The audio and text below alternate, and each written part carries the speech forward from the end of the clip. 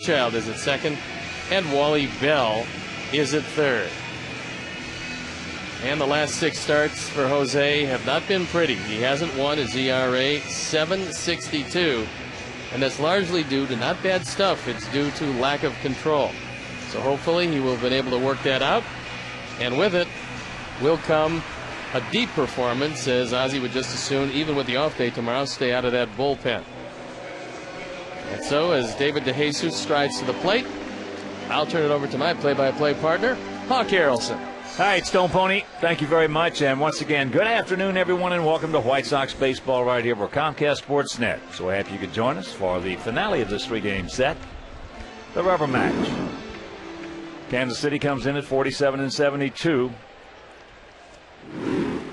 As David DeJesus will lead it off. David comes in hitting at .263, 8 homers. He's driven in 54. First pitch strike from Contreras. DeJesus 1 for 4 in the series. In lifetime against Contreras, well, he's faced him a lot of times. He's faced him 41 times, has 11 hits, 10 of which stayed in the park.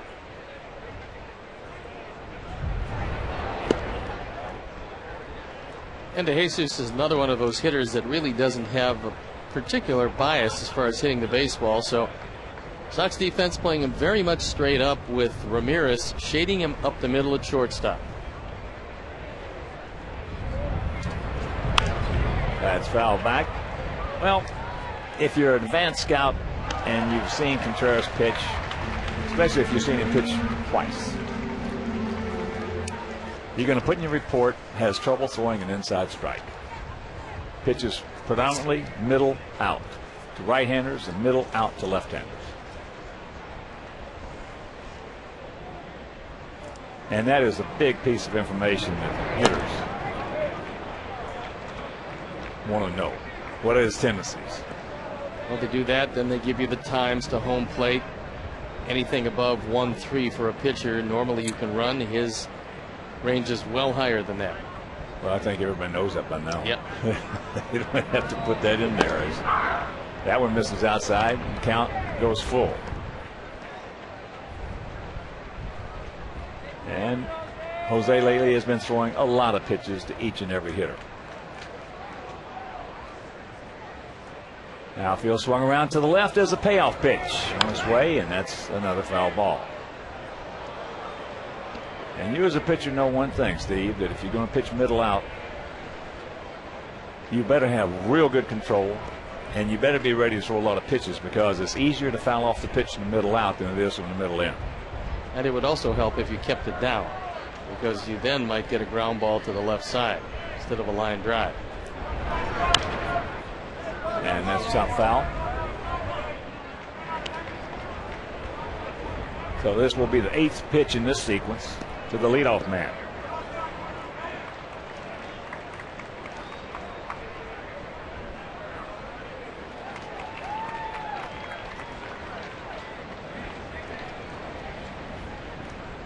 And once again the payoff. He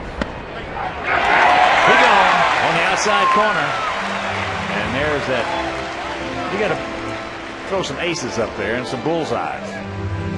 Well, this had some good movement on it. And if the plate's going to be that wide, Jose's going to have a pretty good day. As will Greinke. Greinke might have a better day, but that remains to be seen, because we've actually had very good luck against Greinke. Not this year, but in years past. First pitch strike. That one at 93. So as you can see, as Steve told you, he's been throwing the ball physically well enough to pitch deep into some games and pick up some victories, but the control has not been there. And it really doesn't make any difference what kind of stuff you got. Mediocre, good, outstanding. If you don't throw strikes, you're going to lose. If you go up and down each staff in this league, there's a whole lot of guys with better stuff than Mark Burley. They just don't do near as much with it. One of my all-time pitchers. That's fouled away. Bloomquist, 3 for 10 in the series, but he has hit the ball harder than that. Willie comes in at 258, 4 homers, 25 driven in. And he is an all-purpose player.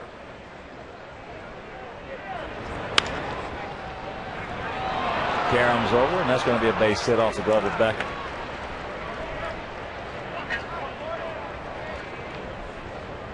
So good speed aboard. He is 18 for 22 in stolen bases. Good effort by Gordon. He's got very good range to his left, but that time the ball just hits off the thumb of the glove and bounces over. And you would assume that Bloomquist would be off to the races. So here is Butler, 5 for 9 in the series. Comes in with 41 doubles, 3 of those coming yesterday. Hitting at .301 on the season. And we want to send out a very special White Sox welcome to all our servicemen and women watching around the world today on the Armed Forces Network and ESPN America. We're thinking about you, and you are in our prayers.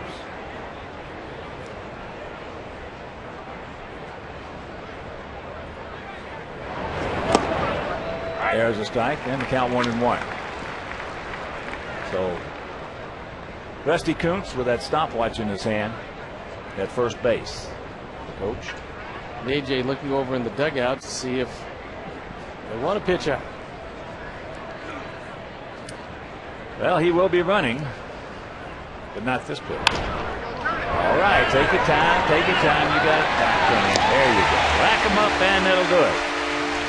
After a half inning play, it's the Royals nothing, and the good guys coming to bat.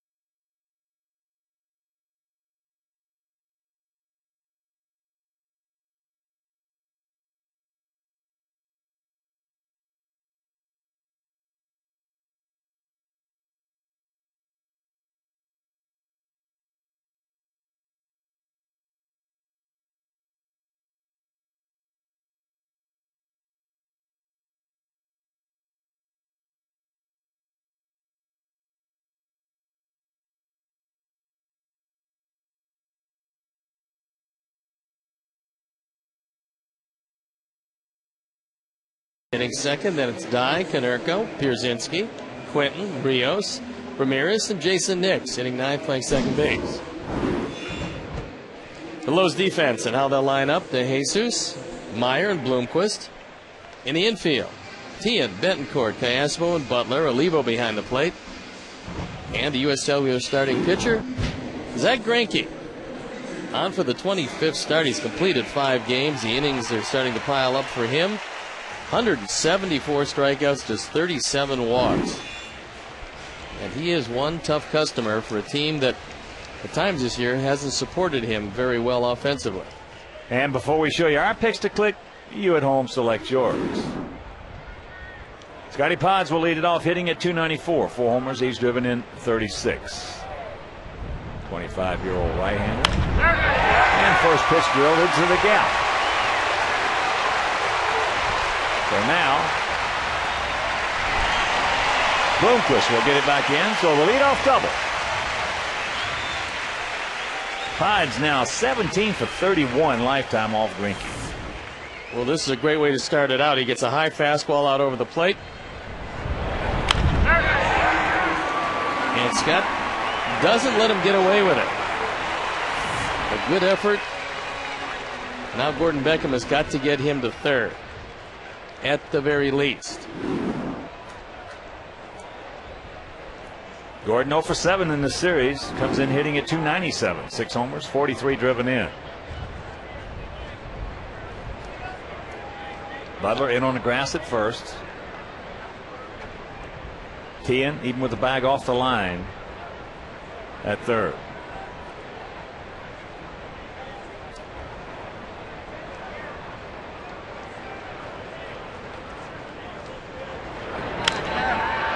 That's into center field. Meyer. So Scott, here's the throw off the mark, and he goes in standing up. So Beckham gets the job done.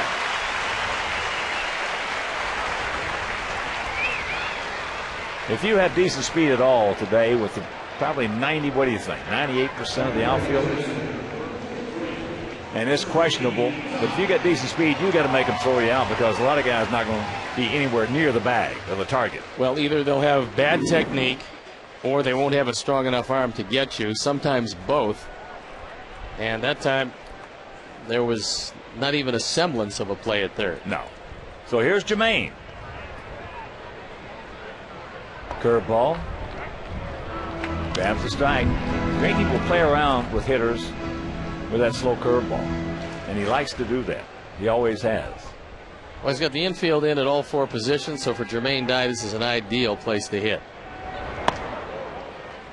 Fastball up and in, and the count 1-1. Sox come in hitting at .262 as a club with a 4.14 ERA. Sox are 34 and 28 here at home. But JD has handled him well.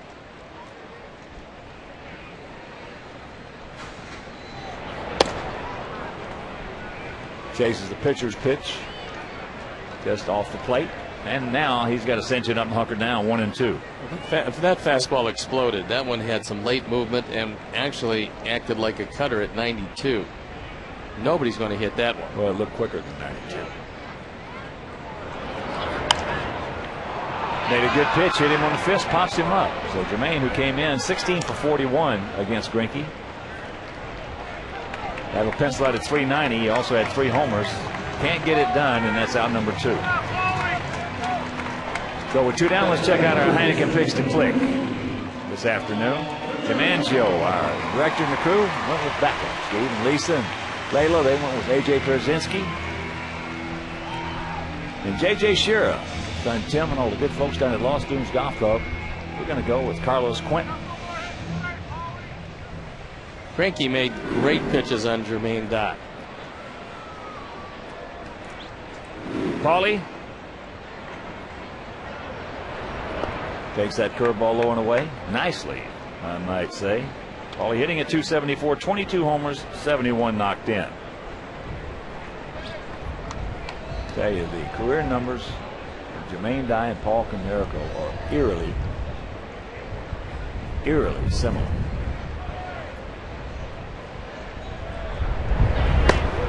And the count 2-0. Plus the fact that they both hit their 300th career home runs back to back. Only time that's ever been done. Now that's really astonishing when you consider how many places they've played, how many games they've played. Get it on the same day. That's trouble. That's down. Fair ball. Thank you very much. So Paulie, who had the home run yesterday, has got a hustle safe. And the Sox lead it 1-0 on the clutch. 2-out double by Konerko. One of the reasons why Paul might have gotten that fastball out over the plate was that Greinke didn't want to walk him, because the guy coming up next, A.J. Pierzynski, has done a tremendous job against him. So our man number 72 is a double rifled in the corner. And the Sox take a 1-0 lead. And that's his 1,000th RBI in a White Sox uniform. Nice accomplishment. So here's AJ back in that lineup after getting smoked in the back with the bat from the backswing of Billy Butler. In fact, he had an imprint. You know, the bat has the cup out in. He has an imprint of that cup on his back. He got hit awfully hard, and he was just up and getting ready to make that throw when, bang, he got hit.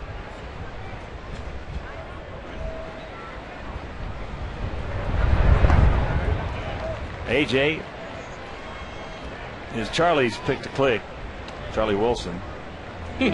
Only because he's 16 for 37. You know what? I will tell you, and this is... You know you can go to hell for lying like you can't for This is stealing. the truth. I never looked at it. What I said was, I'll take him, and Joe will bear witness to this because he's going to come back from that vicious beating he took on his back and have a good day today. Big gap out there in left center. And there's a broken bat. Matabatacola. Boy, he hit that hard. But the 2-out double by Canerco. Sox lead at 1-0.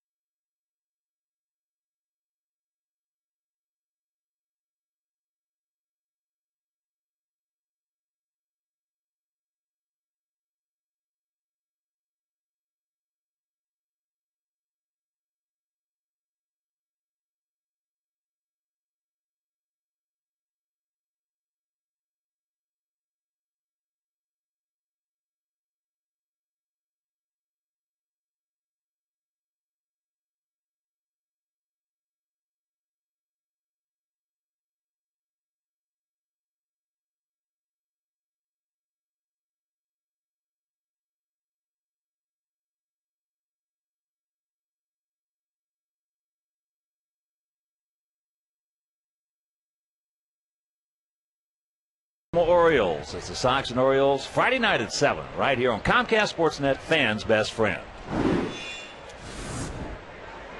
Mike Jacobs will lead it off here in the top of the second for the Royals. It'll be Jacobs, Callaspo, and Tien to face Jose Contreras, who has a 1-0 lead. And the Bertucci boys are in the house With a very handsome shirt. Yes. Tommy Bahama with the Sox logo and some nice denim dungarees, jeans, Bermudas. Are those cut off or just you buy them like that? Bobby Bertucci, what a guy. One of the few guys with an 18-inch inseam. Jacobs can't get it. And the count 0-2.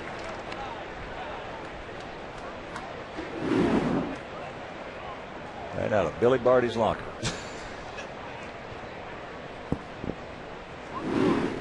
I would think so, but he's a delightful fellow. Is he gone yet? I think so. He gone. That's a good forkball as this one just dives out of the zone. You keep that one in, you're not going to have a whole lot of trouble. That's one of the things that Jose has had big problems with in the last 6 starts. So far, he's off to a very good start here today.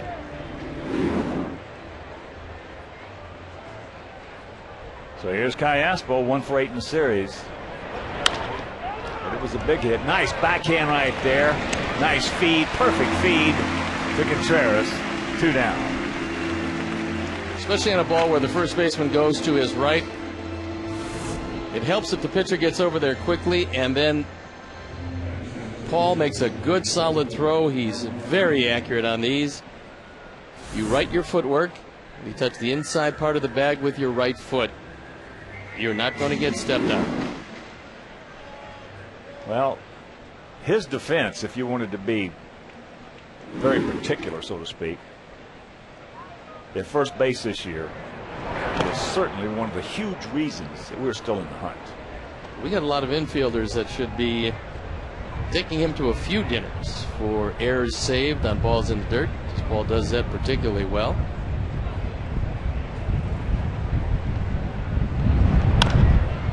Kelly. So a nice, quick 1-2-3 inning for Contreras. And it is still 1-0 White Sox.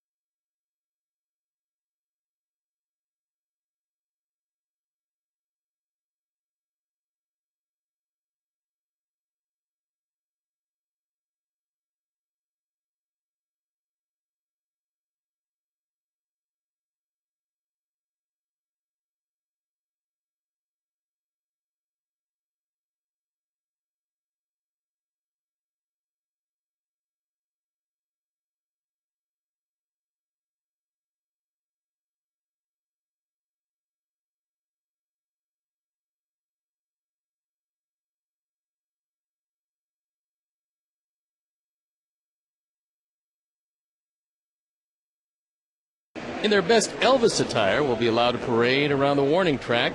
Stay after the game for a spectacular show featuring Jamie Aaron Kelly, Vegas-style showgirls, and Elvis skydivers. Fireworks will be set to Elvis music. For tickets, call 866-SOX-GAME or visit whitesox.com. There are seats available, and that's always a very popular night here. 1-0 Sox here in the bottom of the second. Carlos Quentin, an interesting possibility of battle between Quentin and Greinke today.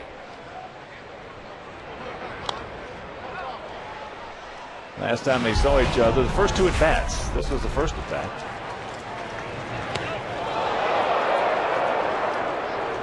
And the second. That one got him solidly, and then not much after that. He just missed hitting that one a ton out of this ballpark to right field. That was just missed him.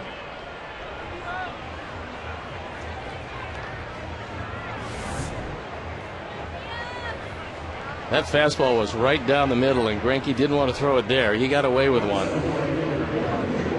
Yeah, that's one reason I took Carlos, and that's real good research, so to speak, by Dave Ross and Mike Leary calling that. Especially from back on April 8th. That was a while ago.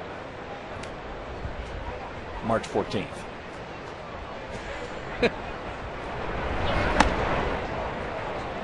Alex, 3 for 7 in the series, 3 for 19 lifetime off Greinke. Zach's only hit 3 guys. Almost hit a fourth. Usually when he hits somebody, it's meaningful. I've seen him pitch a lot of ball games. And he was at Apopka High down right outside of Orlando in Apopka. The Blue Darters. He's probably, if not the most, certainly in my top 2 all-time dominant high school players I've ever seen. And I watch a lot of high school baseball. If that wins, just going to take that one right out of him. Last night, he would have caught that one on the grass. Well, Alex gets a break because that wind is really starting to whip up, and took that one well out of play. So we see the direction it's moving. That will mean that anything in right center is going to have a little extra on it.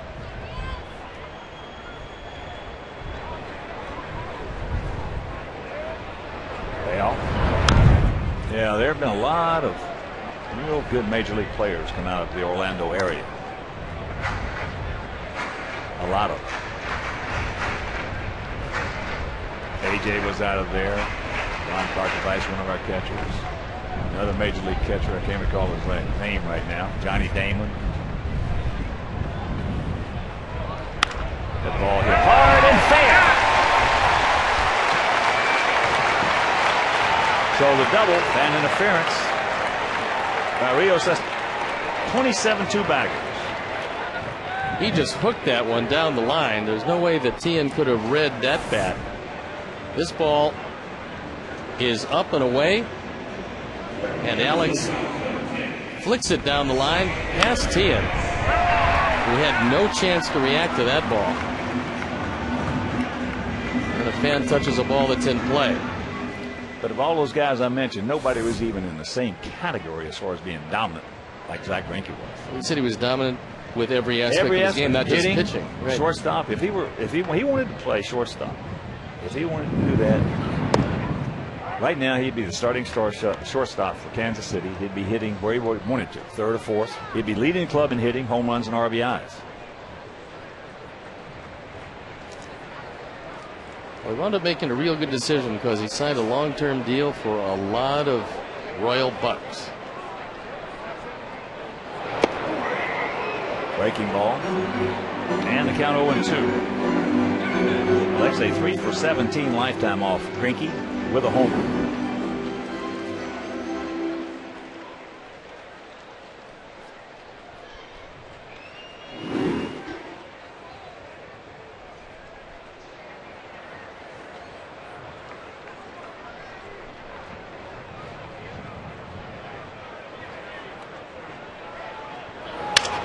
Broken bat right off the end.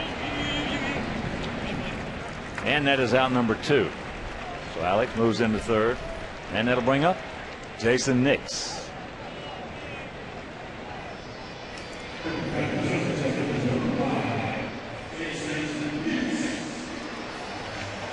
Jason 2 for 6 with a big 2-run homer in this ball game.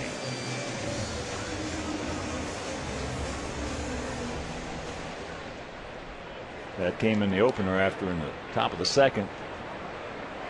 Royals jumped off to a quick 3-0 lead, and then Jason shaved it to 1 with that 2-run shot.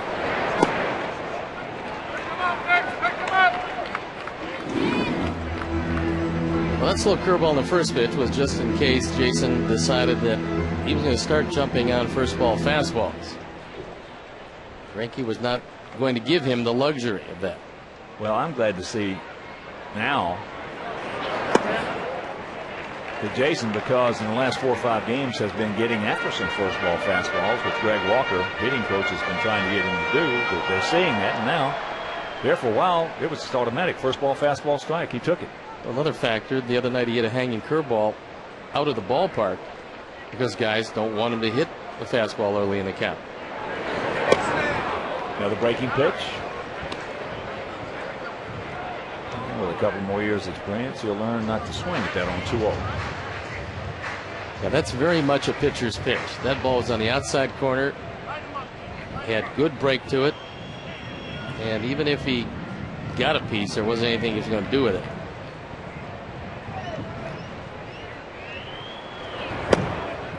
And the count's 3-1. So he should be getting a pretty good pitch to hit right here with Posednik, who just wears Greinke out on deck.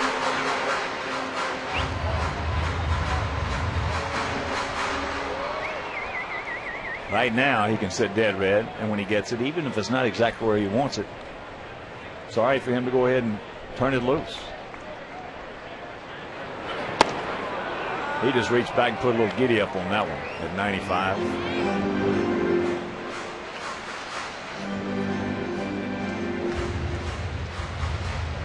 When you're looking fastball, you get a fastball, and a pitcher still throws it by you. There's a little late life to it. Which he has. Yes, he does. And that's one of the reasons why his ERA is where it is.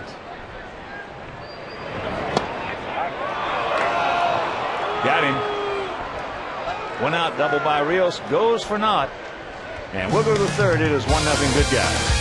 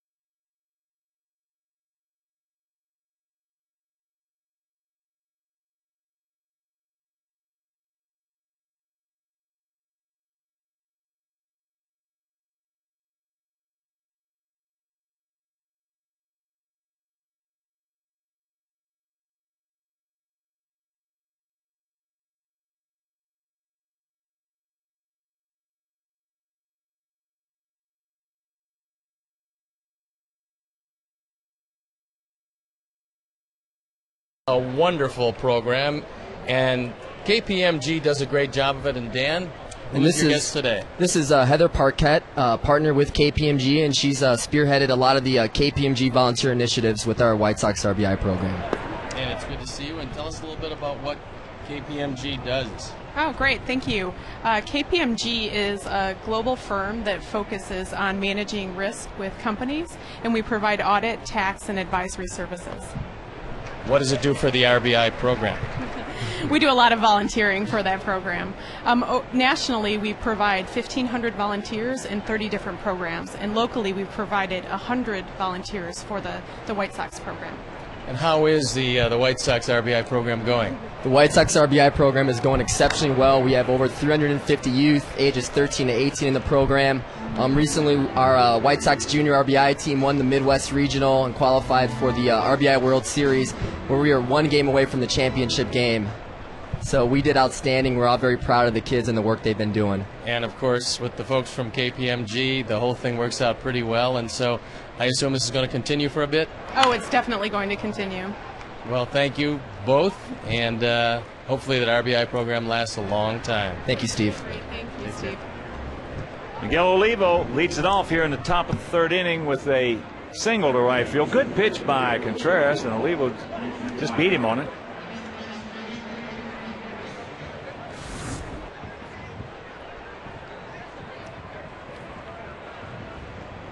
Almost got it by him, but Olivo very strong. So here is Mitch Meyer hitting at 246, no homers, 17 driven in.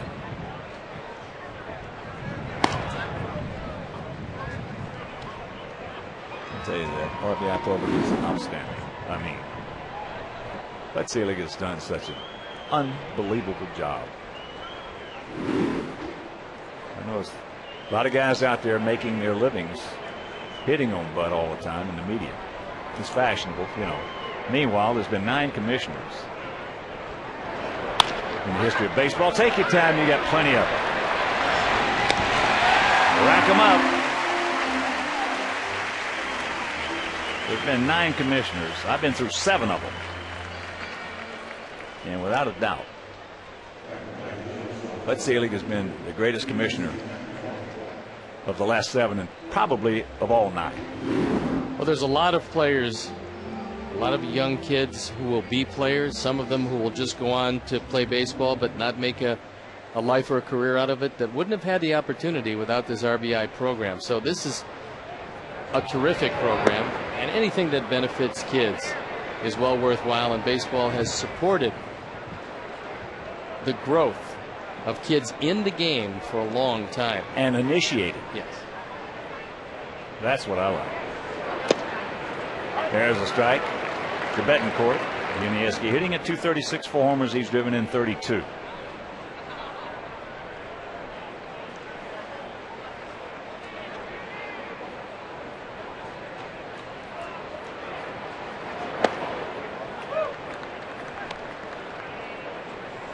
Two and one to count.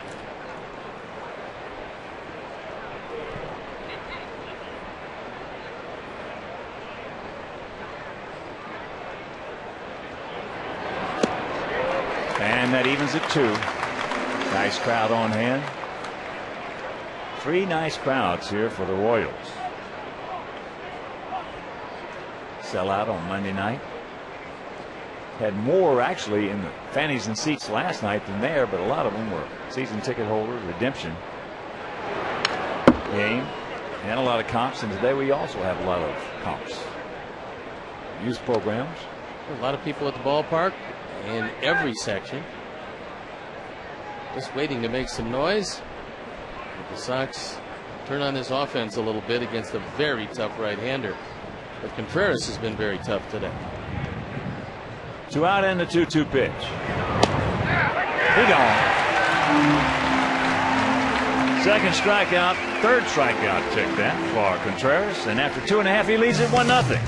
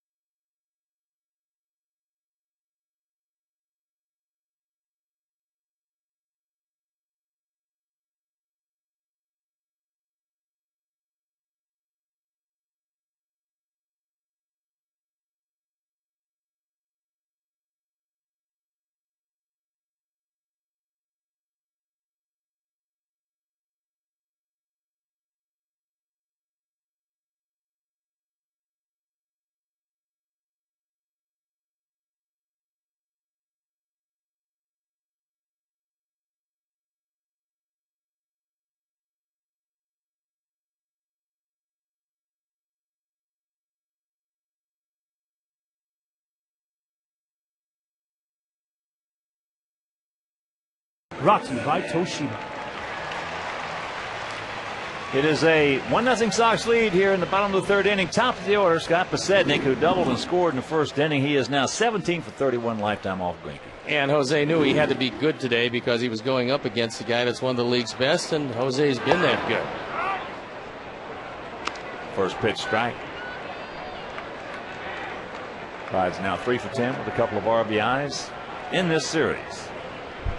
There's that big base hit in game 1. Won it for us. That was in the bottom of the 8th inning, breaking a 7-7 tie.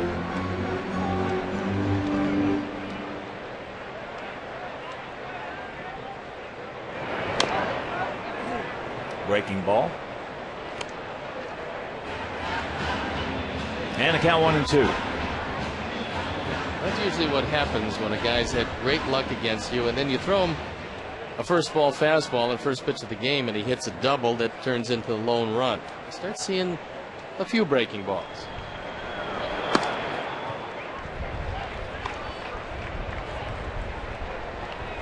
Two and two the count.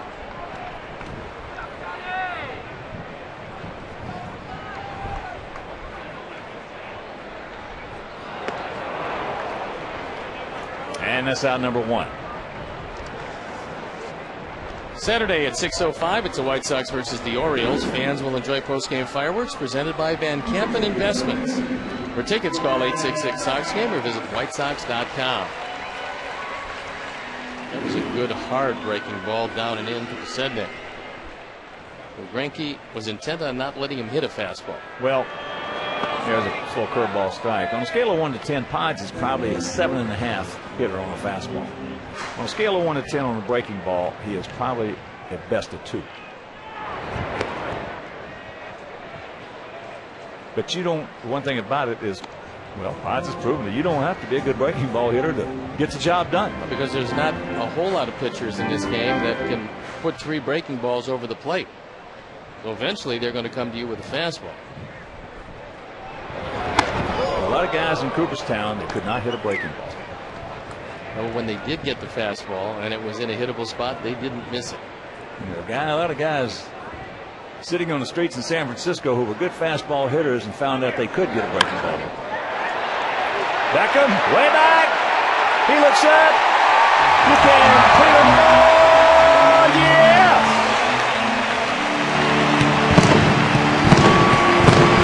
Number 7 for Gordon. And the Sox lead at 2-0. Where that is. Not the home run by Beckham, but the fact that Greinke, in 169 innings, has just surrendered his 8th home run. It's a Ford home run replay. It's a hanging breaking ball, and Gordon opens up and smokes it. So here's Jermaine. Checks it up, fouls it off. It's a way to come back from getting blasted in the arm last night. Won't make it hurt any less, but makes you feel a little better.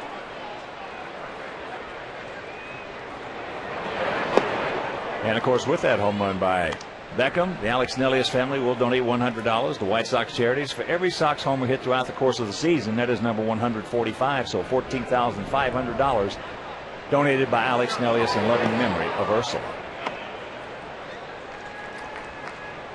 Well, we were talking about the comparison between Dye and Konerko throughout their career, how eerily close they were.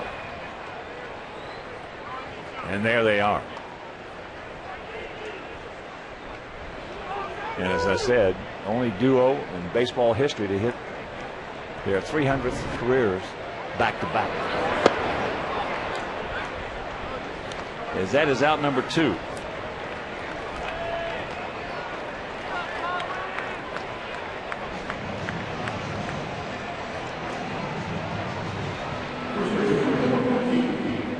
And once again, a big White Sox hello and welcome to all our servicemen and women watching today from around the world on the Armed Forces Network and also ESPN America. You are in our thoughts every day. Paulie had that big 2-out RBI double in the first.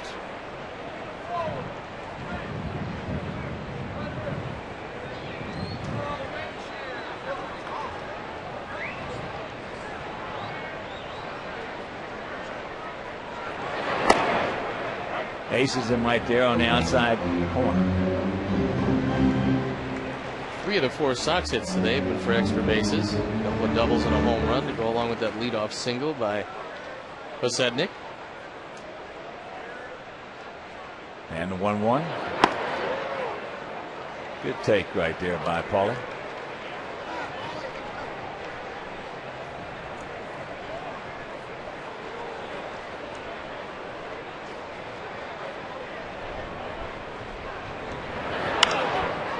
And that's foul right side. Bloomquist has good speed, but he's going to run out of room as that wind takes it about 2 rows back. A quick turnaround today after a night game last night, especially one that lasted as long as the game did. And the Sox used 5 pitchers. So Ozzie would love and needs a long performance out of Contreras today. So far, the way he's throwing the ball, he's got the stuff to do it. Well, he's throwing strikes with everything. And a 2-2. Softly hit. Tien way to his left. Butler puts it on him. And that'll do it. But Gordon Beckham's 7th home run. Sox lead at 2-0.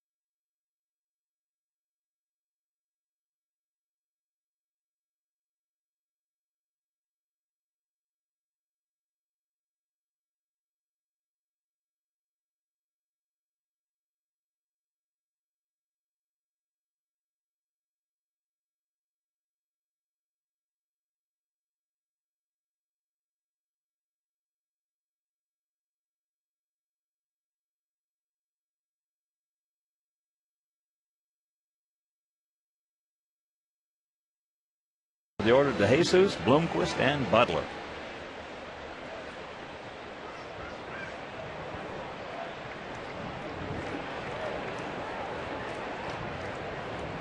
Jesus struck out his first trip. Takes ball 1.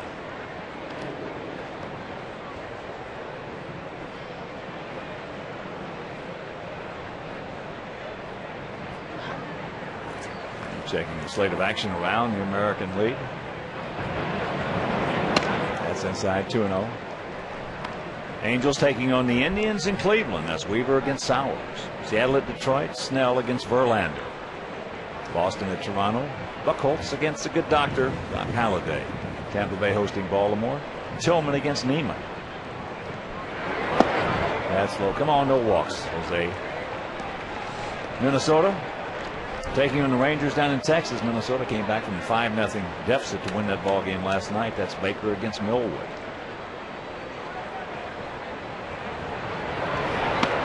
And there's the strike in the final American League game. Out at the Coliseum in Oakland, they host the Yankees. Gaudin against Anderson. And Oakland shut out New York for just the 4th time this year last night.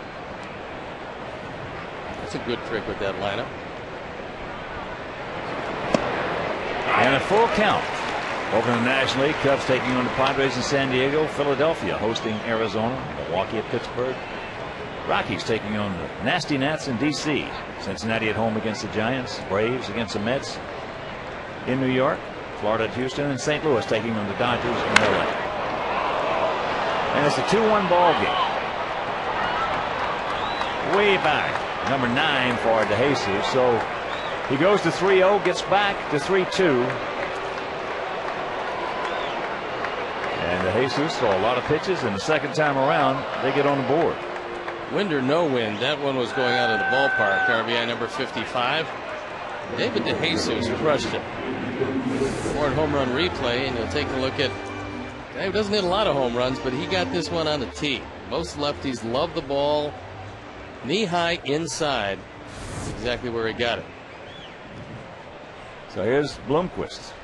Had a little soft infield single off the glove of Beckham.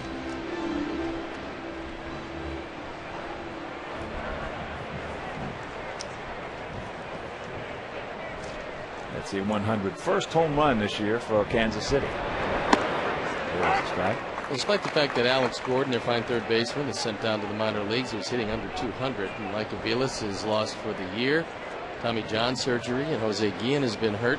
There's nothing wrong with this Kansas City offense. Well, they have had trouble down in the bullpen, and they have, like us, had trouble defensively.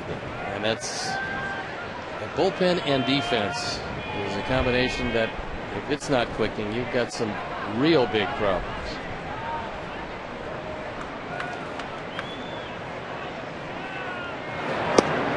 Just off the corner, good try. 2-2.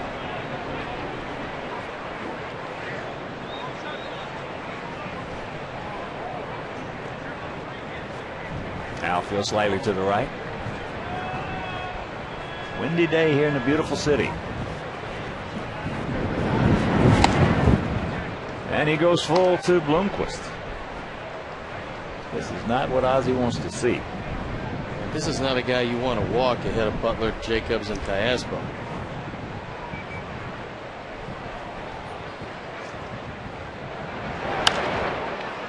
Shanks that one foul.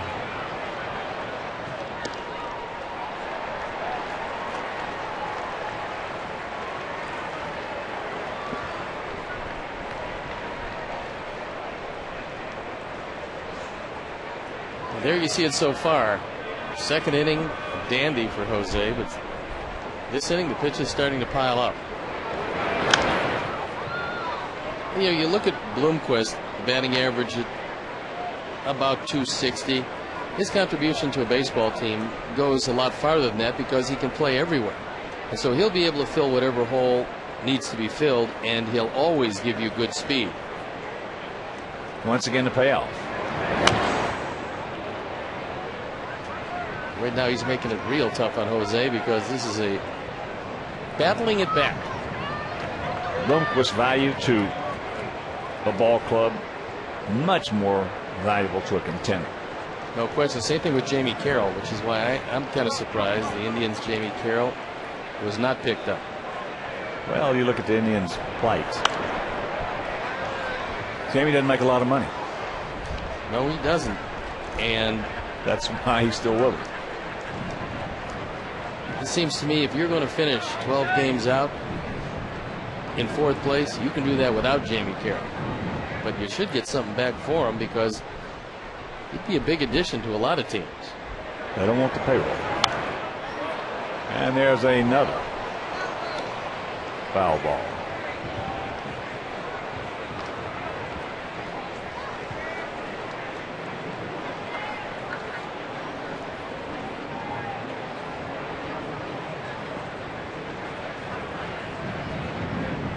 And once again, the 3-2.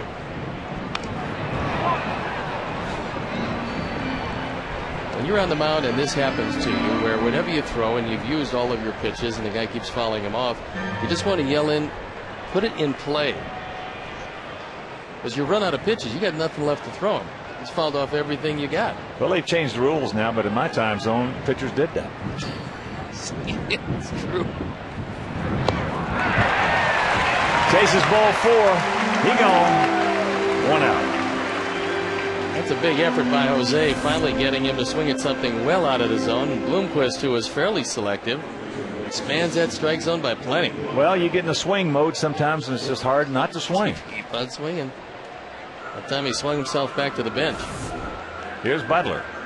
Here into a 6-4-3 double play.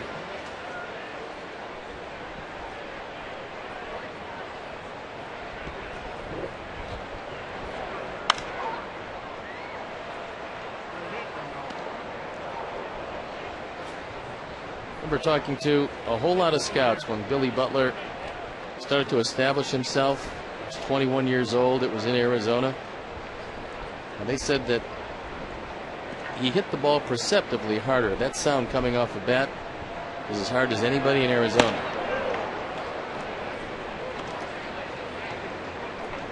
Not the great long ball threat yet, but it will be. Well, he's capable of being in that 30 to 40 club, but for that 1/30th of a second. Good pitch again, hit him on the fist. Hit it over there. 2 down.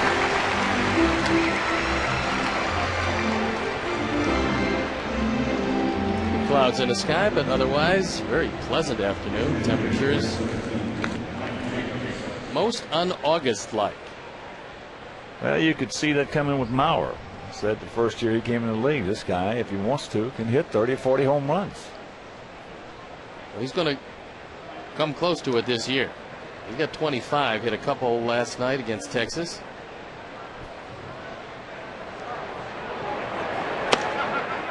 Butler right now is content. You know, it's just like Mike Jacobs takes ball 1. It's just like your thought process is going to determine whether or not you go to that 30 to 40 home run plateau.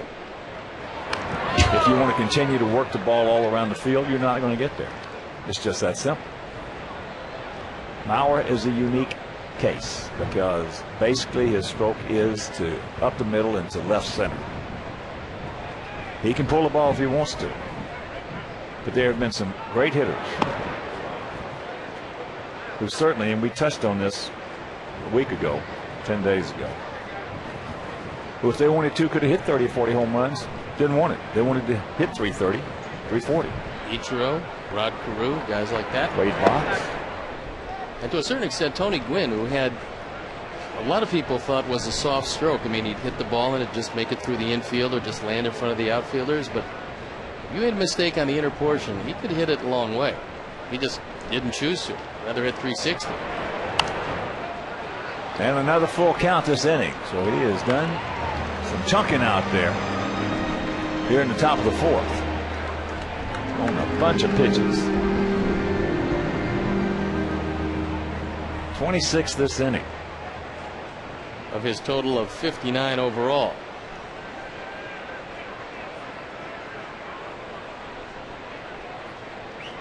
Last time he was out there, it was a little warm, though. He gone.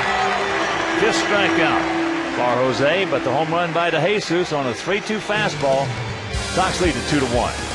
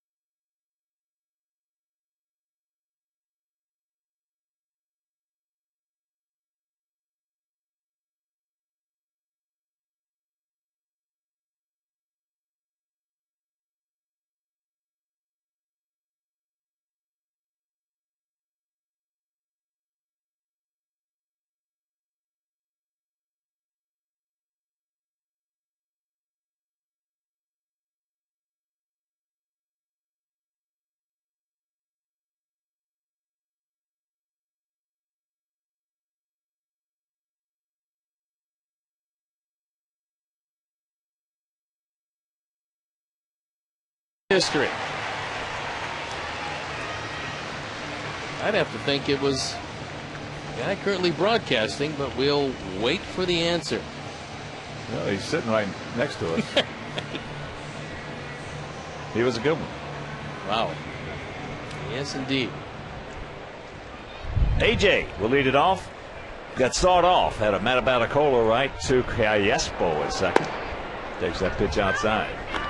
We talked about how AJ last night gets smoked in the back. Smoked in the back. On the backswing by Billy Butler. And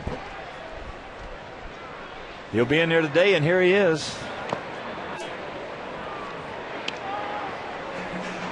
1-1 to count. And one of the reasons he's in there today, outside the fact that he is a very tough guy, is that he's had such great numbers against Greinke, and there's an off day tomorrow.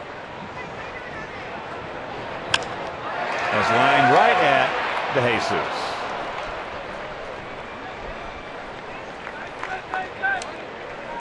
Can't hit the ball much harder. You just would like to hit it in a different spot.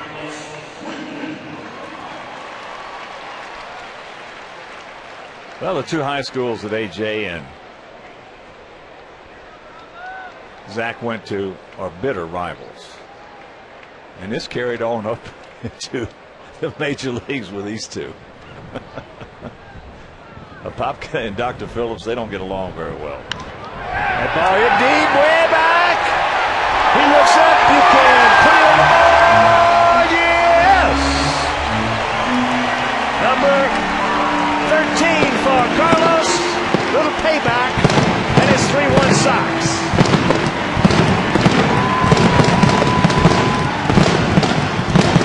First ball fastball that Greinke tried to get inside and couldn't get it there. So a guy who spent 25 starts, giving up just 7 home runs, has given up 2 today. Our forward home run replay, that low fastball on the inner half went a long way. Alex, a little soft comebacker off the end of the bat, and that's out number 2.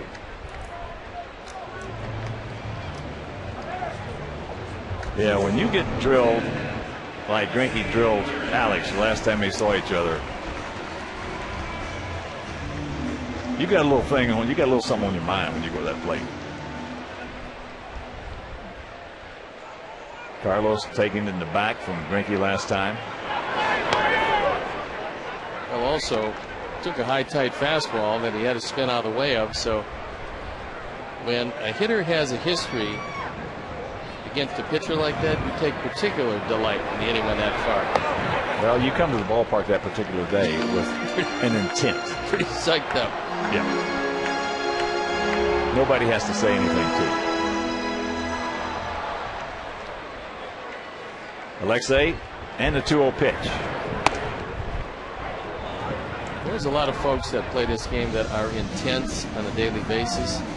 Not many more intense than Carlos Quentin on a daily basis. I've never seen it. Have you? No. I've never seen in 50 years in this game a more intense player than Carlos Quentin. I've seen some as intense, but I've never seen anybody more. And a great work ethic. As he strikes him out, but Carlos Quentin the home run. Sox go back up by 2.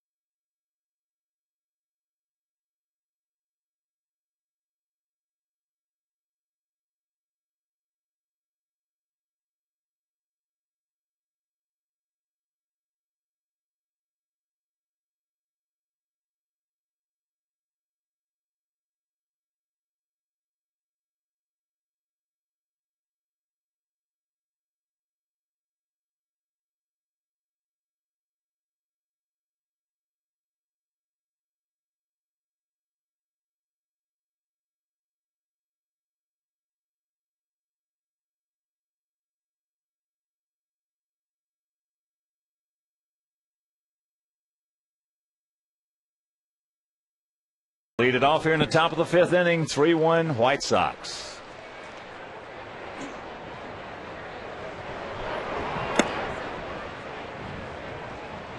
Takes that pitch down and in. Callaspo grounded out 3-1 his first trip. That evens the count. Well, with the tail end of this rotation very much up in the air, this is a huge outing for Jose Contreras.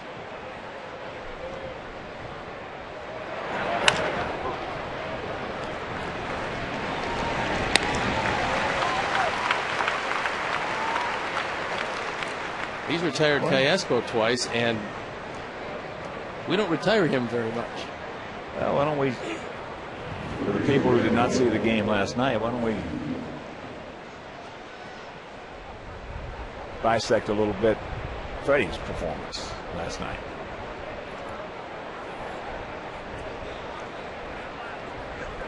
As here's Tian. I think Freddie, and you're more used to his pace than I am, but he worked very slowly. I thought the breaking ball in particular was a little shorter than he would like it. He threw a couple of good ones, but that's about it. I thought the velocity probably will get better. I don't think his arm is as strong as it's going to be. All in all, I think he does have to improve from that performance stuff-wise last night. If he does, he has the control to throw okay. If that's going to be the Freddie, it's going to be tough. Post pitch didn't get it, and the count 2-1. Well, 3 pitches hurt him last night. He got underneath 3 sliders, hung them, and they all were hit hard. So to me, he threw the ball good enough for me. I've seen Freddie a lot to warrant certainly another shot. Oh, he's going to have a couple more starts. And if he does stay on top, and that's a lot of times, as you know, when you get a pitcher out there who's had a bad shoulder, and they get in the habit when they're coming back, they're protecting that shoulder, and what happens? They get underneath a lot of pitches, especially a breaking ball, because it's a little tougher for them to get on top. He appeared to be throwing pain-free last night. And he gone. 2 down. The first thing that happens to any pitcher who hurts his shoulder is he'll bring his elbow in, and you don't get extension. Consequently, you become a shorter armor than you normally would be. And Freddie was always a long arm guy. He was always a guy that would stay pretty much over the top in a long delivery because he's a big man. Last night he might have been a little bit shorter. He did get under more pitches than probably he's used to. I saw him win games for us when he was shorter on his fastball than he was last night. But at that point, though, he had the forkball going, which he stayed on top of. Yes, that's just off the corner to Miguel Olivo, who singled to right his first trip. Yeah, you look at the numbers, you say, wait a minute. Hey, what are you trying to do here? 4 1/3, 5 runs, 7 hits, all earned. It's a little more to it than that. Well, I thought because of the adrenaline he would have had to experience coming back to the Sox and getting a start. Only 1 walk was the good part of it. The control, by and large, was good. That's high into left field. That's a can of corn for Carlos. And a nice comeback 1-2-3 inning right there with not too many pitches. So we're halfway home, leading 3-1.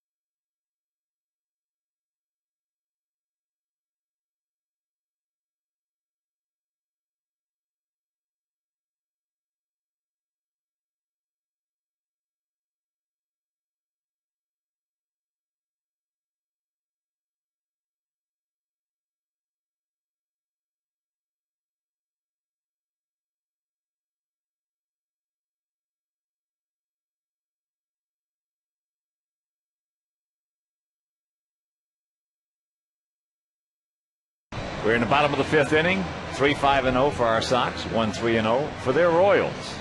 Finale of this 3-game set. The rubber match. Sox took the opener 8-7, and last night we just gift wrapped it for them, handed it to them. They won it 5-4. There's a young man enjoying this game, but especially that ice cream bar. Yes, Mom looks on very concerned to where it's going to wind up.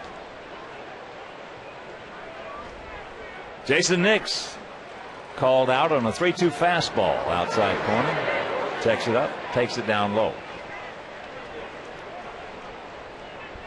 Last year, Greinke had a career high through 202 innings. This year, he's on pace to probably exceed that unless they cut back some. He does have 5 complete games. Well, you finally get a guy who is a horse, and he is like that. He's 6'2", 290 pounds, strong as a bull, and my perception, that's the last thing you want to do. You want to keep stretching him out. He's one of the few guys in the American League, as that is a strike and the count 1-2, that you might, well, you've got Doc Halladay. And you've got Sabathia. That's Who else? I mean, you don't have many. And Zach is of that ilk. I think we named 3 of them, certainly, yes. Yeah, all of them. So keep stretching him out. Let him go. And we'll take a look at the start that Zach Greinke had as opposed to what's been happening lately in the first 16 starts. The ERA at 1.95. Well, guys in baseball, they keep, to me, and it sounds a little vulgar, which it probably is, keep outdumbing themselves. They get these great arms, great prospects like Zink. I call him Zinky. Anyway, Greinke, and you get out there and you want to protect them so much, you keep shortening everything up. Pitches, innings, and everything. Pretty soon he's not throwing the ball the way he should, because he's used to throwing all the time. And gets to 100 pitches and he's looking for the bullpen. Yes, he did. I think that's one of the things that is one of the trends that's not for the betterment of the player. I don't say you got to go out there and throw 140 or 150 like used to be, but you have to go out there and pitch, and you have to extend yourself, because just like sprinters, you can't run fast unless you run fast. With pitchers, you can't go deep in games unless you consistently do that. And there's a world of 5- and 6-inning pitchers that put a tremendous strain on your bullpen, and come August and September, those guys in the pen that were getting people out, they're not getting them out anymore. Well, these guys, I think they consider themselves a little too smart, as there's a curveball strike and the count 1-1, because if you were that smart and continuing on with the same process, you wouldn't have as many pitchers going on DLs we do, record numbers. There is a record number of new starters this year. That's high and deep to left field.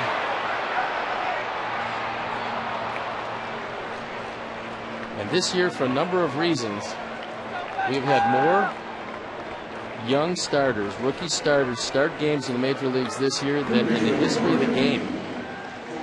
There's a reason for it. You're overprotecting. I mean, to a degree, if you get a guy coming off an arm injury, fine. But when you get kids out of high school and college, they're throwing more pitches per week than major league pitchers are. That's the reason you sign them, because they are the horses. They're the studs. All of a sudden, you put them in a professional uniform. Wait a minute. We gave this guy $4 million. We gave this guy $10 million. In Strasburg's case, $15 million. We're not going to pitch him. We're going to put him on a pitch count, which he never had a pitch count in college. He never had a pitch count in high school. He just got to win. That's what he knows. All he knows what to do is win. And in the case of Strasburg, go 9 innings and strike out a whole lot of guys, which means throw a lot of pitches. I guarantee if you go back and get his pitch count, you'll see he's throwing 140, 150, 160 pitches in games. And a lot of college pitchers do that. A lot of them.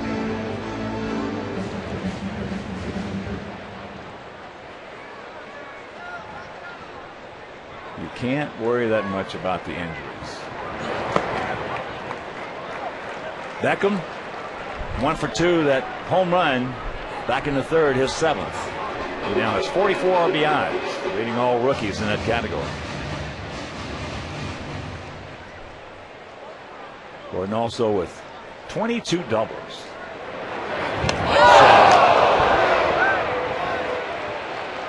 That's not going to work, Zach. That's not going to work, buddy. Zach's got that mindset. He can get it, and it's not going to work. Bends him over almost like Gumby to get out of the way of that one.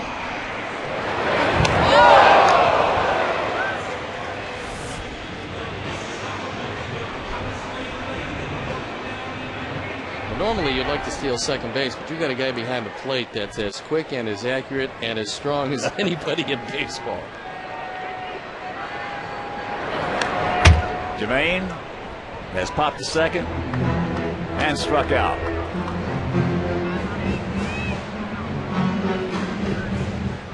Three 5-0 for our Sox. 1-3-0 for their Royals here in the bottom of the fifth. If you're just tuning in.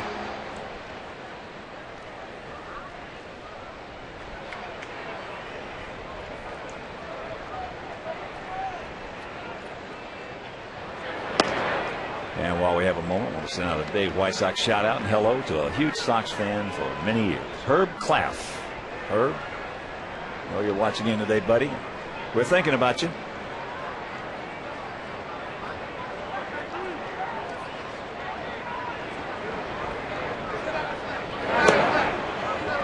Two and one. And Levo going out to talk with Greinke. That's a pitch that Greinke wanted to throw over the plate because now he's got to make a pretty tough pitch to a home run hitter.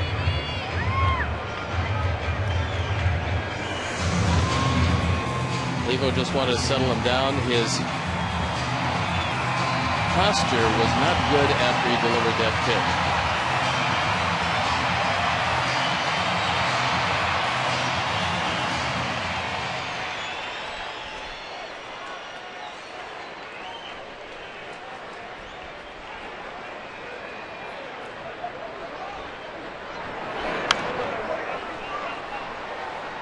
Back with a cutter. And the count evens at 2. So 2 balls, 2 strikes, 2 out to Jermaine. For the most part, Sox are going to run on this outfield for Kansas City. Now they are overly deep all the way around, trying to cut off the gaps.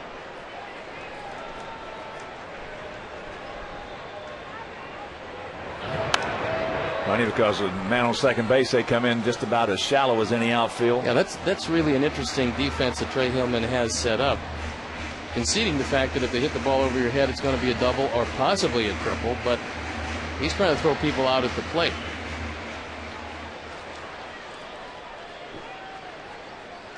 Unfortunately, that will promote some big innings.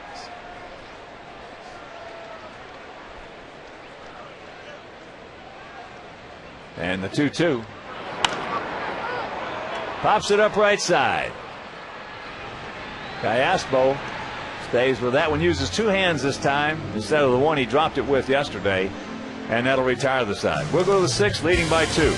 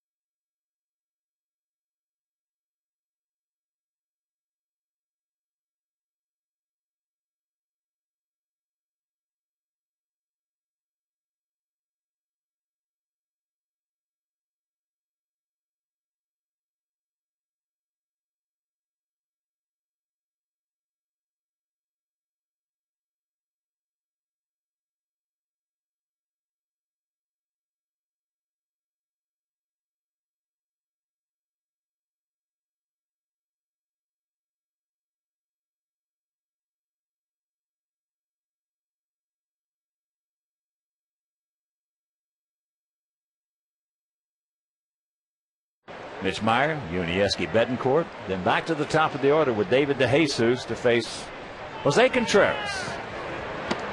Takes first pitch strike.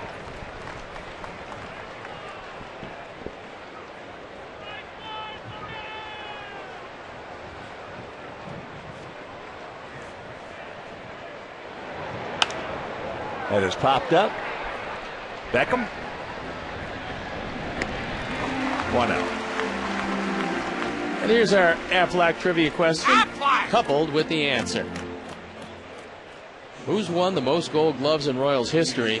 And the answer is a real good guy. And there he is, Frank White. 8 of them. Tied for third all time at second base. Pretty good hitter as well. A terrific hitter.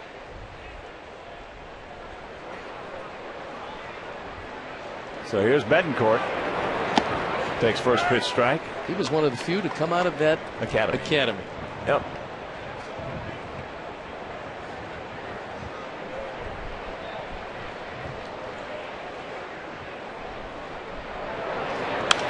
That's into left field. Carlos in front of the track. The first 25,000 fans in attendance at each home game will receive a Mighty Bites game card. Buy any Mighty Bites product and get one free at participating local retailers. Give Joe Grube a Mighty Bite. He needs a few Mighty Bites. I'll tell you, he's feisty today. Today? This is particularly feisty. Oh, okay. Even for the mayor.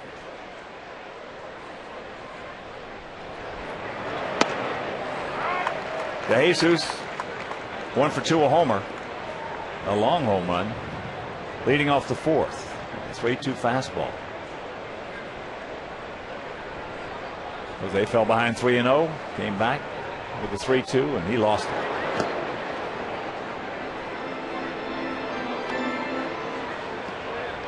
His performance to this point is a radical departure from what Jose has looked like for 6 straight starts. If this is the Contreras we're going to see down the stretch, we're going to be in pretty good shape.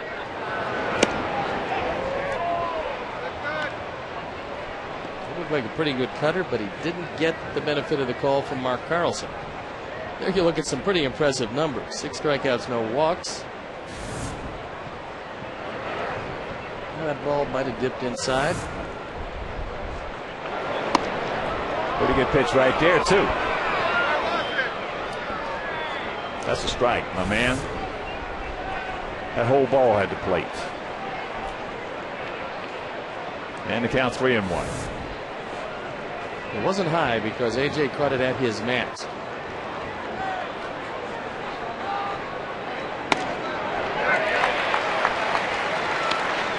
Another full count. A lot of times it's how you got to the full count.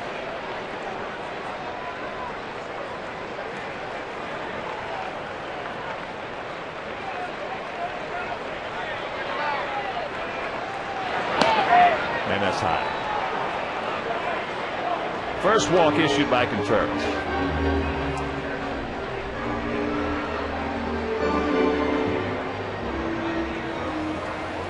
Gordon's going to have to move in a little bit, even though Bloomquist hasn't laid down a bunt. He has showed bunt. He's fully capable of doing that.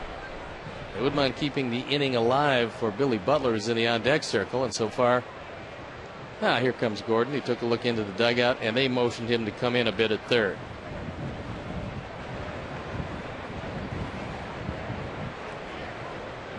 Bloomquist 1 for 2, that infield single and the strikeout.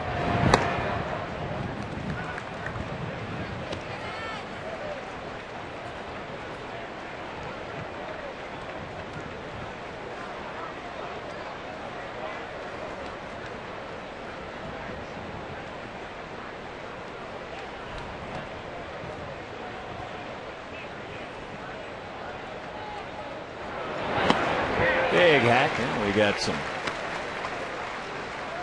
fans watching in from Salem, Massachusetts.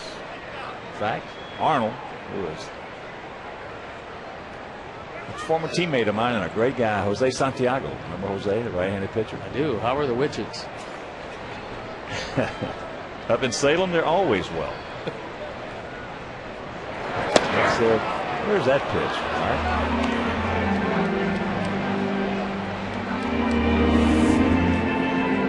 Good look at it.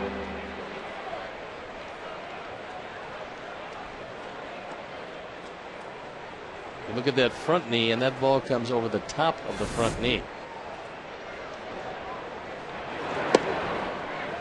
3-1.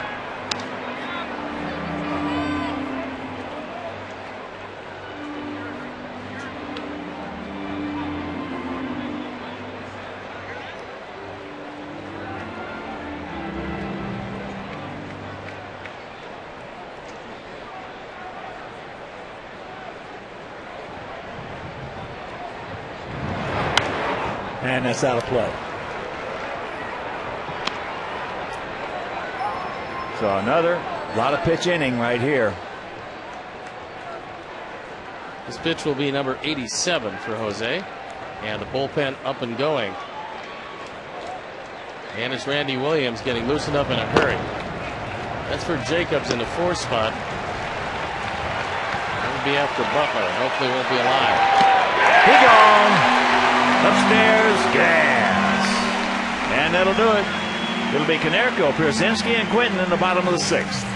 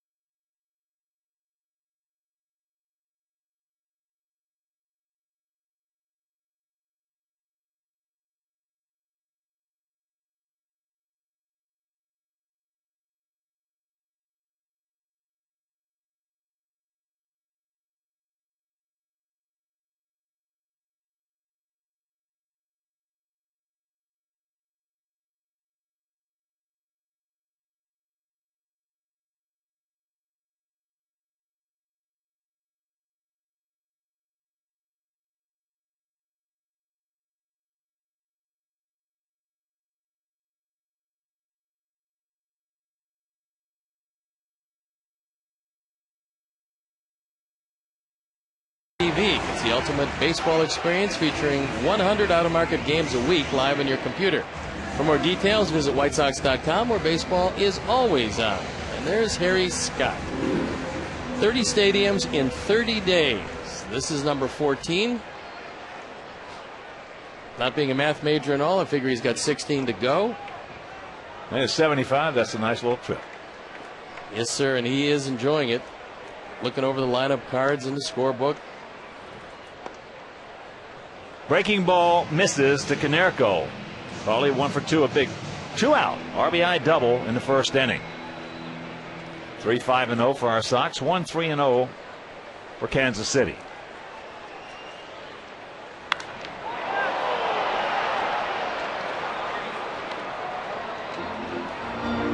Right size, wrong shape. Oh, hit that ball a mile.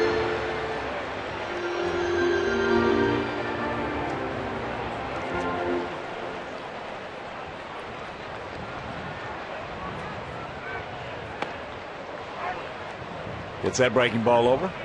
And the count 1-2. Well, Paulie yesterday broke an 0 for 23 with a 1st inning single. Then he homered his next at bat in the 3rd inning. The last at bat went out deep to right field, taking Bloomquist up against the fence. So his first at bat had hard double down in the left field corner. Then he grounded 3rd in the 3rd.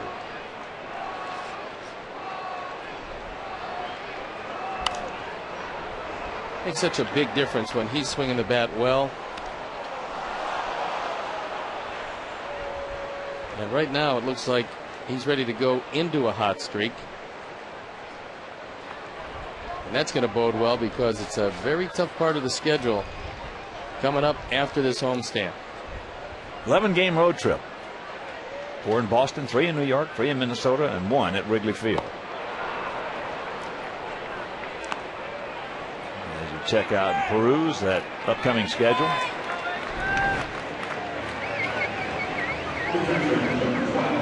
These teams we're going to be playing in their home are mighty tough. The Yankees 41-18 at home. The Red Sox 38-18. Just got to go up there and beat them. Well, simple as that. Talking with a friend of mine prior to the game, and he was mentioning that tough schedule. There's only 2 teams that I hate to play in their ballparks. Little chopper right side. So AJ now 0 for 3. Obviously, the Metrodome. I hate to play Minnesota in that ballpark, and I hate to play the Athletics at the Coliseum. I don't mind the Yankees. I don't mind the Red Sox. I don't mind any other team. But those 2 teams, yeah, that's a chore. Well, one is going to change definitely, and the other one should have changed a long time ago. And it's not going to change in the near future. No. Minnesota will get a brand new ballpark next year. Carlos just missed a home run. His first at bat. Then back in the 4th inning in his second at bat. Hit first ball fastball way out of here.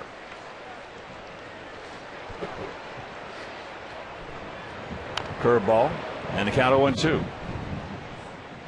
Missed that home run. Poof. First ball fastball down And gone. Carlos didn't miss it. And they got a cutter first pitch this time. That fastball up high, that at 94.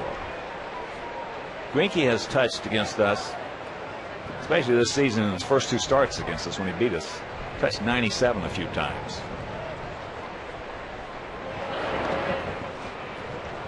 What you have to like about him, number one, he's 4 over 500 for a team that has really struggled. This Kansas City team is 47-72. 25 under. So he's 4 over for team 25 under. Plus, you watch in the course of a game, there's very little drop off in his stuff from what he has at the beginning to what he has when he's done. That's high into right field. Bloomquist, and it is a 1-2-3 inning. We'll go to the 7th, leading 3-1.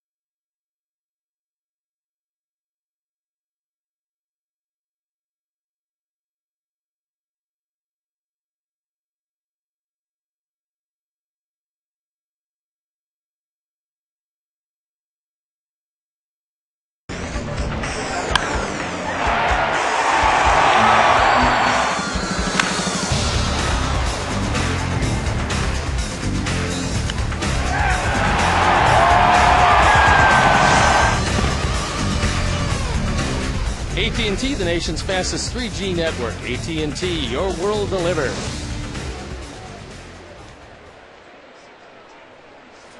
And both starters throwing the ball pretty well. Jose throwing it a little bit better. Billy Butler takes ball one. He is grounded out twice to Ramirez, once into a 6-4-3 double play.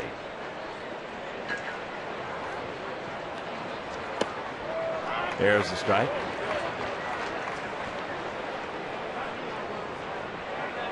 Clouds have built up a bit, so what started out partly sunny now is mostly cloudy. And 3 times Alexei is going to get it.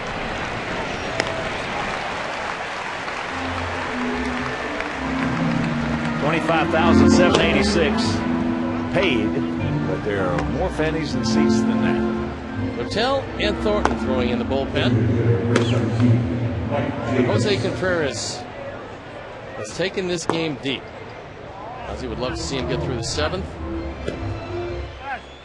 Whether that happens or not, Jose has certainly turned around 6 subpar performances with this outing today. First pitch up high to Jacobs. He's 0 for 2 with a couple of strikeouts.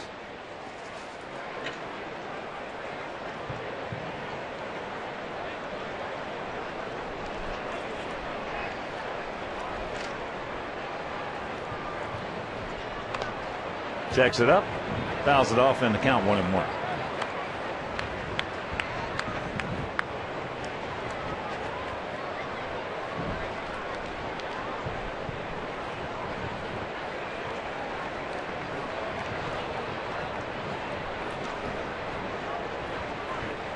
"32 homers last year for the Marlins, knocked in 93.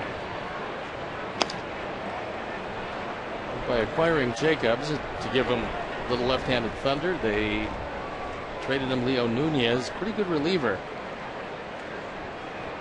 That's been one of the big problems. Ramirez going to the Red Sox, another of their good young relievers, left them with some holes in the pen. And there's a strike. A little bit of a late call by Mark Carlson.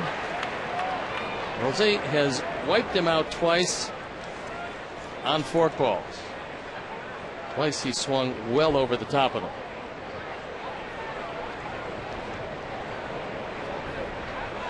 The 2-2 pitch. Yes, he did. He gone.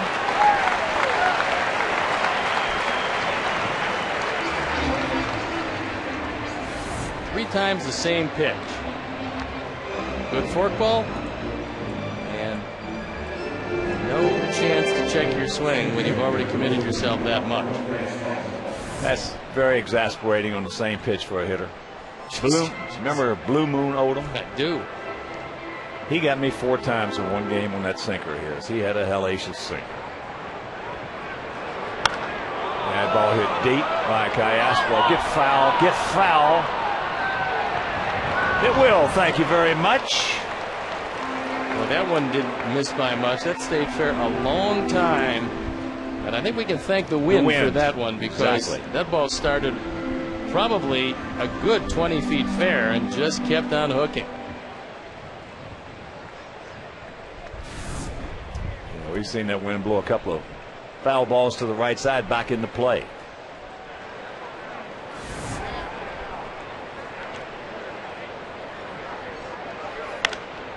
That's into center field. Can of corn. Nice inning for Jose Contreras. 1-2-3, 7th inning stretch. He leads at 3-1.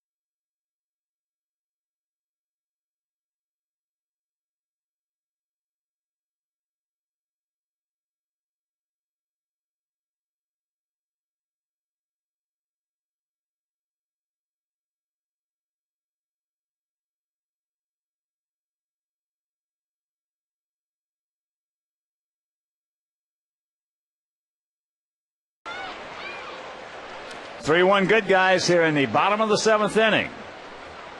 Rios, Ramirez, and Nix, lower third of our order to face Zach Greinke. You know, I was waving to the U.S. Navy parachute team that was right next to us.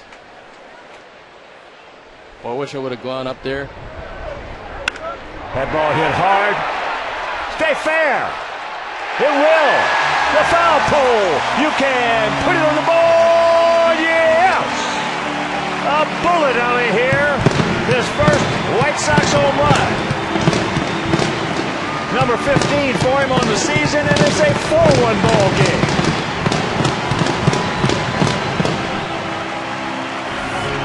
I'm surprised that ball didn't sink. He hit it so hard, didn't have time to sink. RBI's number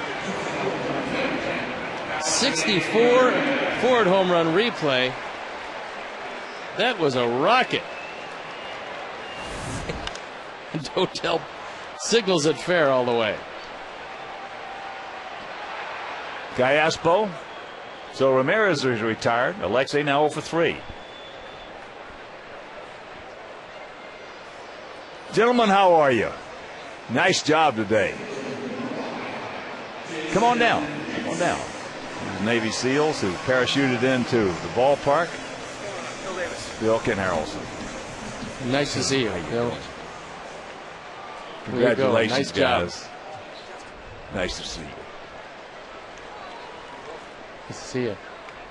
These are the Stone Pony. These are the best of the best right here, buddy. They are indeed, and they say we got a good view up here. Let me tell you something. They got a better view up there. Did you see how high they were? I did, you know, and I really miss being able to do that, actually being up there with them and then pushing you out of the plane to parachute down here. We got that on our bucket list, buddy. You guys enjoying yourselves? Great. Great. Well, you guys did a great job. Right on the money. These are the leapfrogs. 21 to count. And you brought us some luck. We're leading so far. You got to get us through just 2 more innings.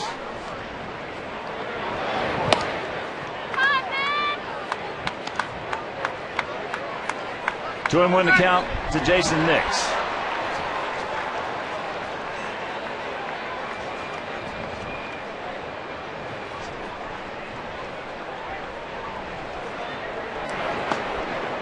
There's a little bit of a late call, and the count evens at 2. My son and I, Casey, had the pleasure of playing paintball against some Navy SEALs down in Orlando. Yeah, right. It was a massacre. Would you look like a Van Gogh when it was over? No, we looked like a piece of fried bacon. As he strikes him out, 2 gone. We had paint on every square inch of our body.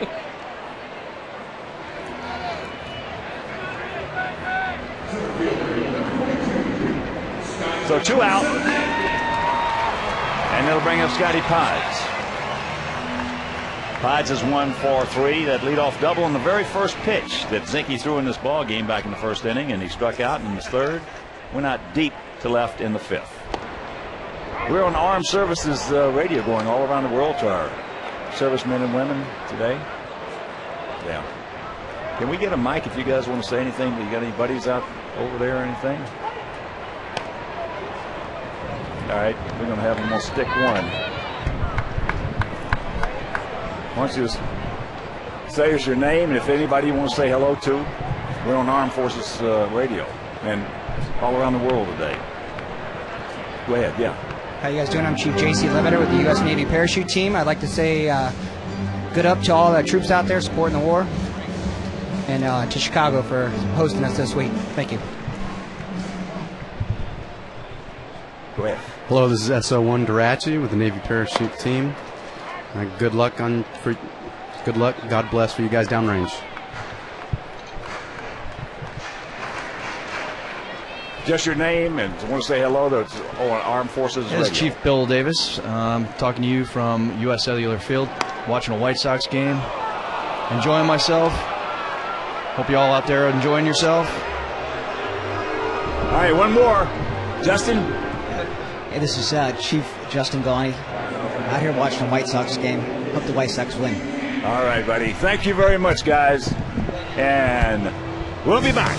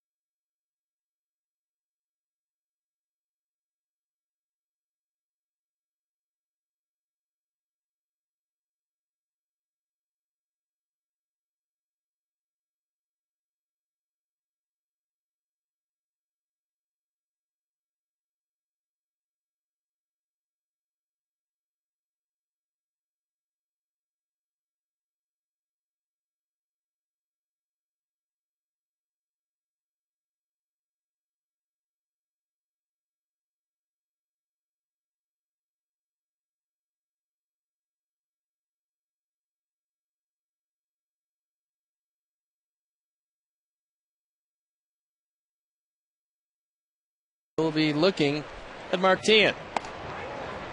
Tian takes it upstairs. And what a job by Jose Contreras, who went 7 innings, gave up a run on just 3 hits, Fanning 8, 1 walk. They only stranded 1 guy. That'll show you how clean Jose was today. Well, that was a strong 7 he threw out there today. And we needed it both ways. Has some gas at 97.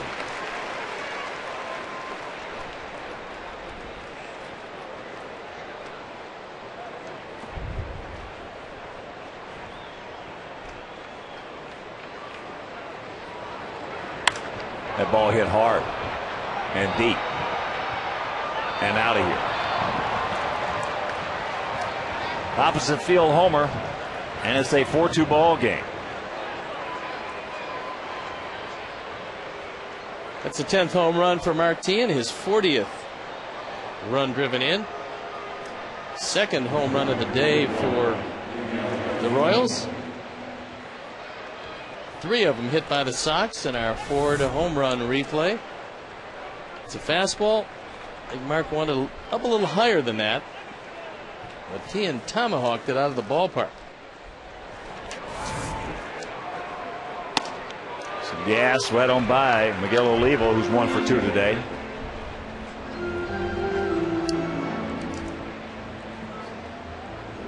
Tian has had pretty good success against Thornton. He's now 6 for 15. Not many left-handers can say that. Not at all. Because this year, that batting average, left-handers against Thornton, is in the mid-1s. 0-2 the count to Miguel Olivo, who's 1 for 4 lifetime against Matt, and that 1 hit was a home run. Alexei, gotta hurry.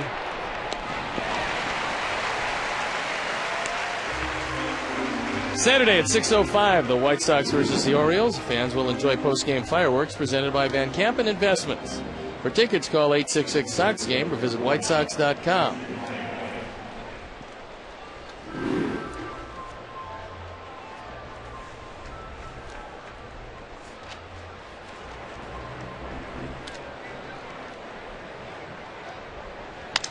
Broken bat.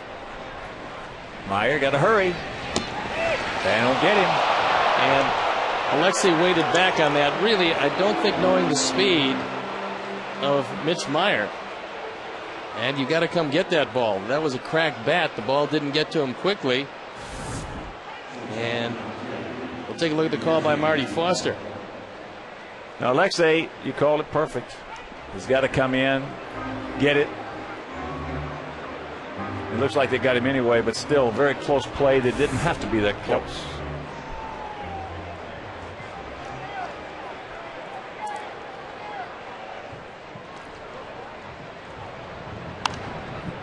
Betancourt fouls it away.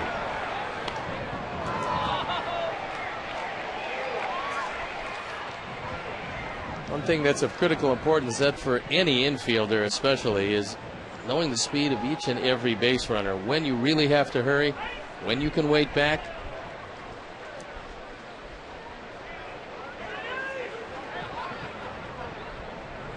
It's a static lead by a little high, I guess.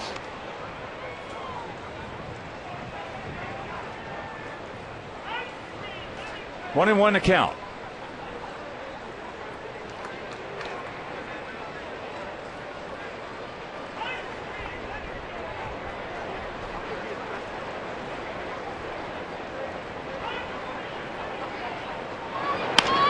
Take your time. And another low throw dug out by Konerko. My goodness gracious. Meanwhile, that'll retire the side. And it's the 4-2 Sox lead.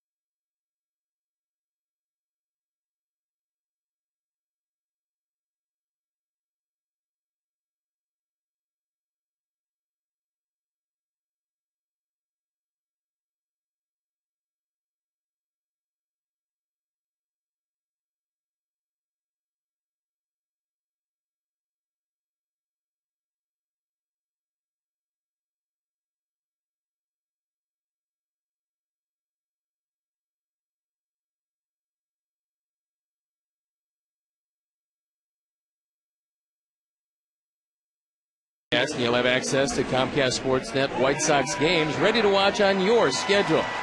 Find out more, call 1-888-4BEST-TV.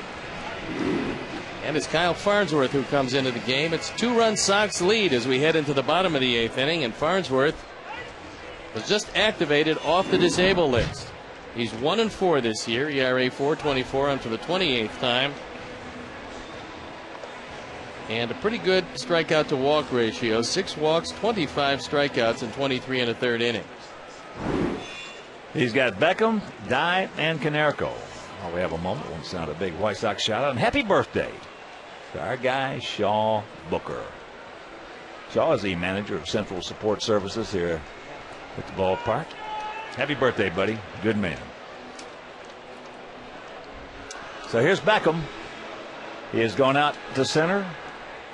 And that got the job done back in the first inning after Pies led off with a double, got him over to third. Then he homered in the third, and he walked in the fifth.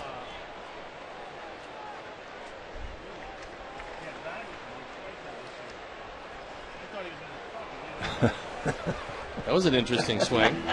Now, what would you call this? Weak. I didn't know you had that kind of slider swing.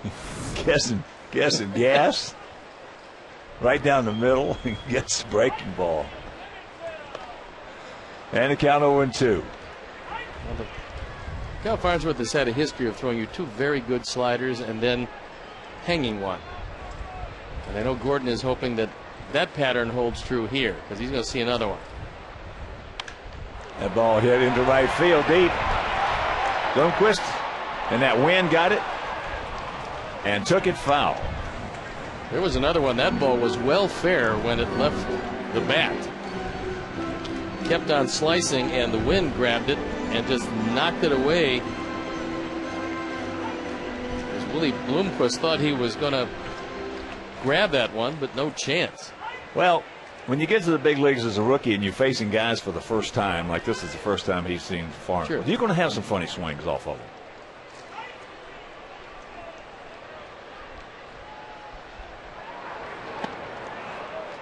Gets him, and that's out number one. Tomorrow, tee off with current and former White Sox team members, sports celebrities, and media personalities at Harborside International Golf Center for the annual Chicago White Sox Charities Field of Greens golf outing presented by Miller Lite. For more information or to book a foursome, call 312-674-1000 or visit whitesox.com. Maybe I'll get a chance to play with you. Maybe you'll get somebody else and win. 0-1 the count to J.D.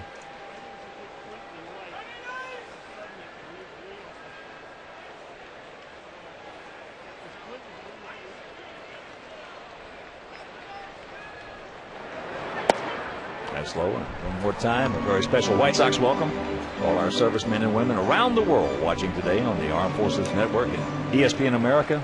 We thank y'all. And talking to a couple of those of the Navy's finest, one guy's made 9,000 jumps. Your what hurts? 9,000 jumps. Said you can't even be considered until you've had at least 300 jumps. Then you have to do another 150. Two guys at the tail end here had done about 650 each. And one of the guys had done 9,000. The highest from 32,000 feet.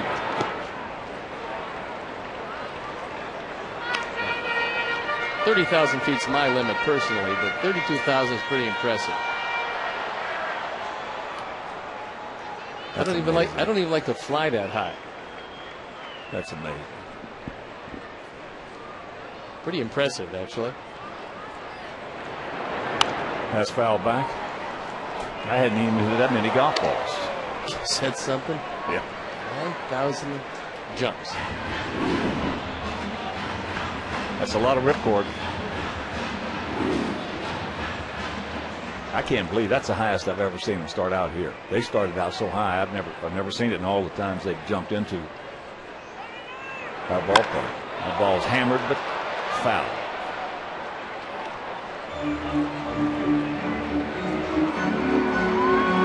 Four runs, 6 hits, no errors for our Sox. 2 runs, 5 hits, no errors for their Royals.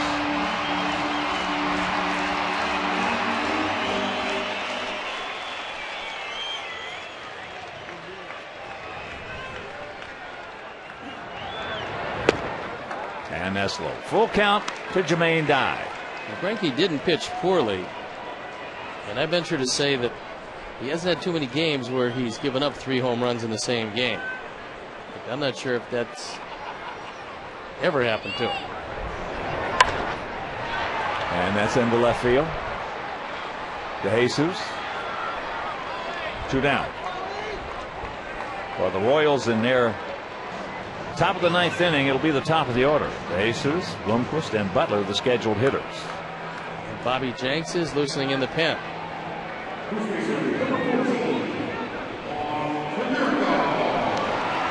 So here's Paulie.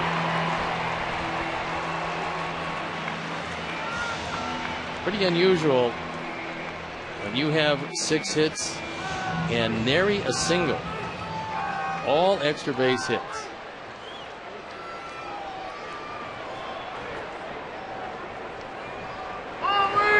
Doubles, 3 homers as Paulie takes strike 1. Paulie 5 for 9 lifetime off Farmers, and of the 5 hits, 1 double, 1 single, and 3 homers. And the count 0-2. Paulie got us on the board in the first inning with a key clutch 2-out RBI double.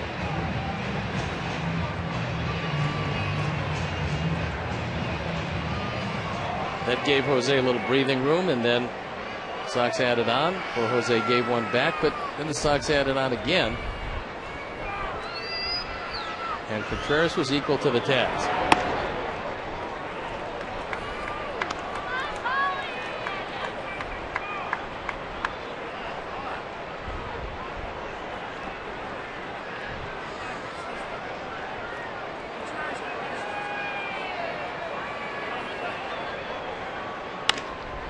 Back to the middle, get by him, and that'll be a base hit.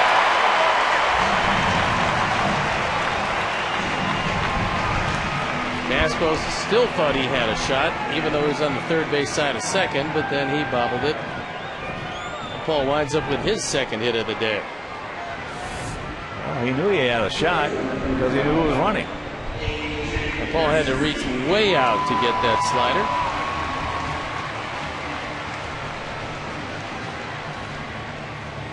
Betancourt was playing Paulie way over there, as you can see. You can tell why. I mean, he took that ball 6 inches outside and still hit it to the third base side of second. So here's AJ. Runners have to check their outfielders, and pitchers have to check their infielders.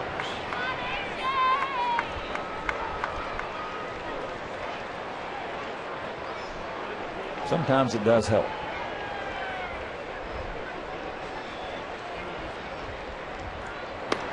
I don't think one of your former teammates, Jim Palmer, ever threw a pitch that he didn't know where his infielders were. Well, it's a wise thing to do. And especially for base runners, it's critical if that play is behind you. If you got to know where they set up, it'll get you an extra base. Yes, upstairs in the count 1-2. Last year in one game, Greinke against the Sox gave up 4 home runs.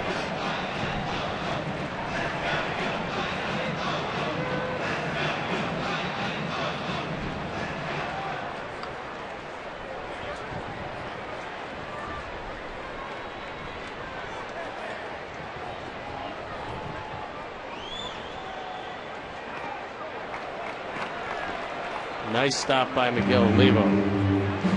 That slider was digging in the dirt. He shifted to his right and was able to knock it down.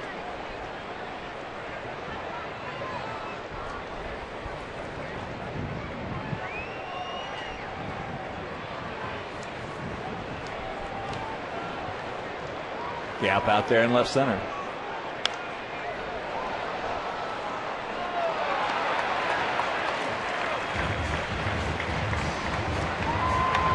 Off day tomorrow, then Friday. Elvis night here at the ballpark. Still seats available. So call 866-SOX game and check it out. Gavin Floyd against Jeremy Guthrie. If you can't make it to the ballpark, that game will be right here over Comcast Sportsnet. As Farnsworth, it's AJ, and we'll go to the ninth. It's a 4-2 Sox lead.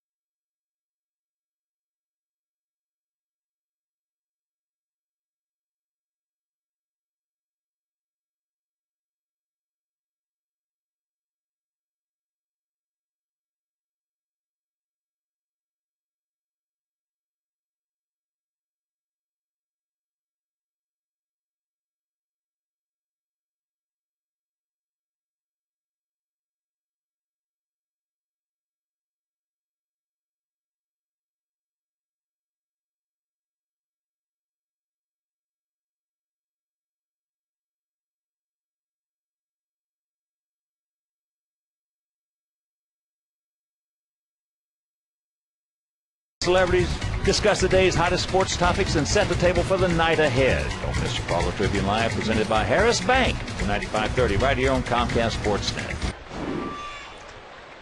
Top of the ninth inning, 4-2 Sox. DeJesus to face Matt Thornton.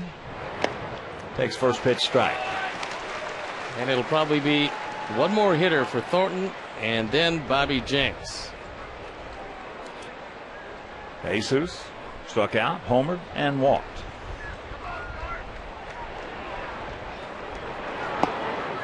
And the count 0-2.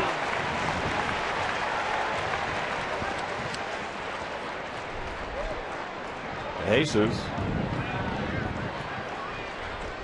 with that home run in the fourth, got him on the board. That was his 9th of the season.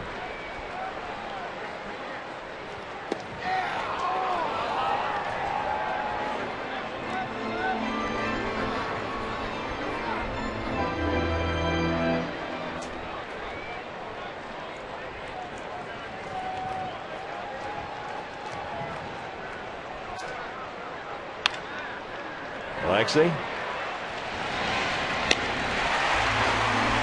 1 out. Here comes Ozzie, and here comes Bobby.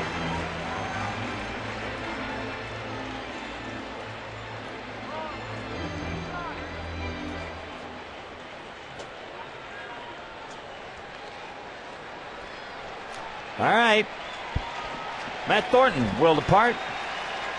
Bobby Jenks comes on, and we'll be back.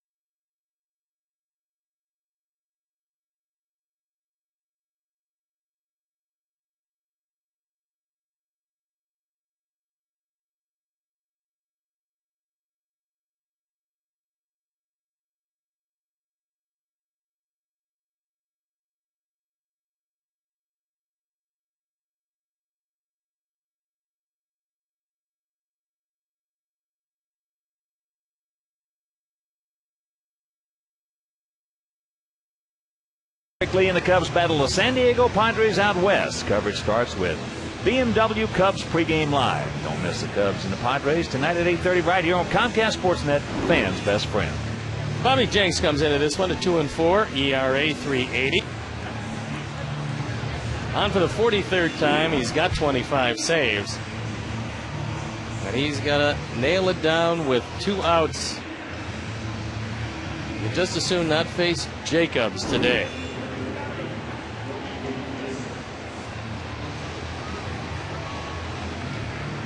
So here's Bloomquist.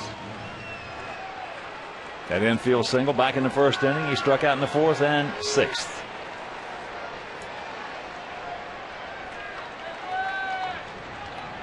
Outfield to the right. Gap out there in left center. First pitch strike. The lights are not on, but the conditions have darkened up a touch, which is good. It'll get a little darker. You pitchers are all alike. I, me, me. No, I mean, this is for the good of the team. Another Charlie Wilson comment.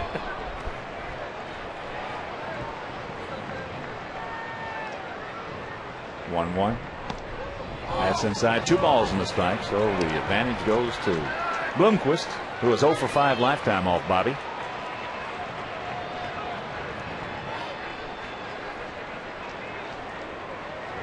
That line break loosening up in the pen. Come on, Bobby. 3-1 to count.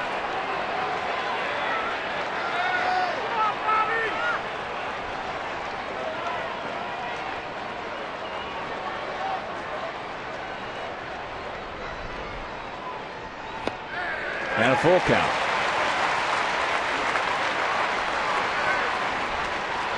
Billy Butler in the on-deck circle. He's played pepper with Alexei all day long. And the payoff pitch. And that's foul.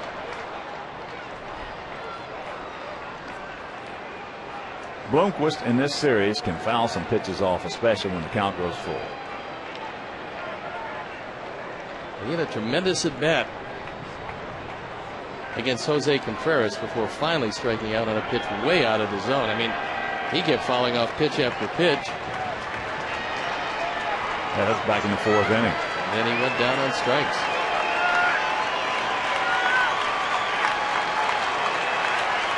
Well, they'll do it again.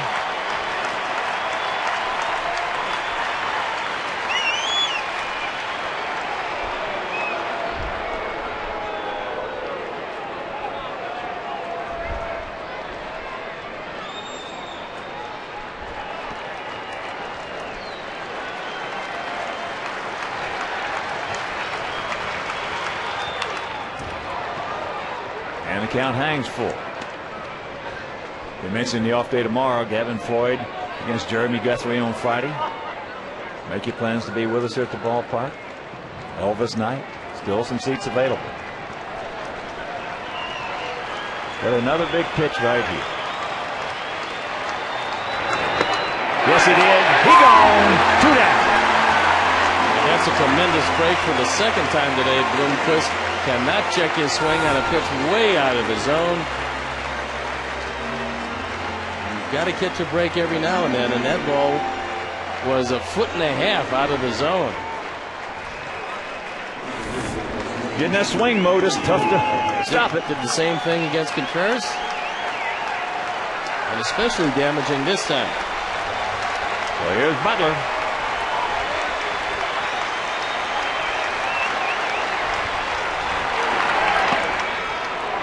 Close. 1-0. 3 times he's hit the ball to Ramirez. Once into a double play. And the count 1-1.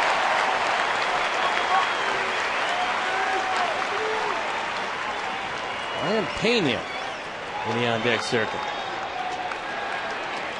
Here's the well off the plate opposite field, Pena's. Apparently the 3 strikeouts by Jacobs was enough. Way outside.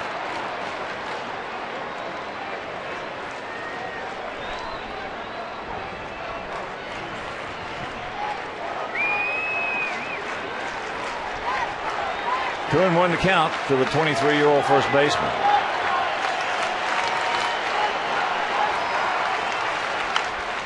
And that'll even it up. So 2 balls, 2 strikes, 2 out here in the top of the 9th. Sox lead it by 2.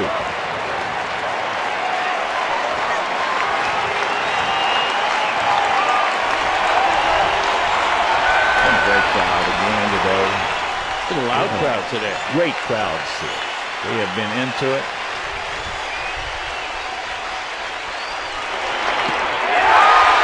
He gone, and this ball game is over. So the Sox take the rubber match. They win it 4-2. And Steve, Jose Contreras gave us all exactly what we needed today. Well, there's no doubt coming into this game after using 5 pitchers last night in a short turnaround, you needed a long performance. Plus, you needed some tail end of the rotation help, and Contreras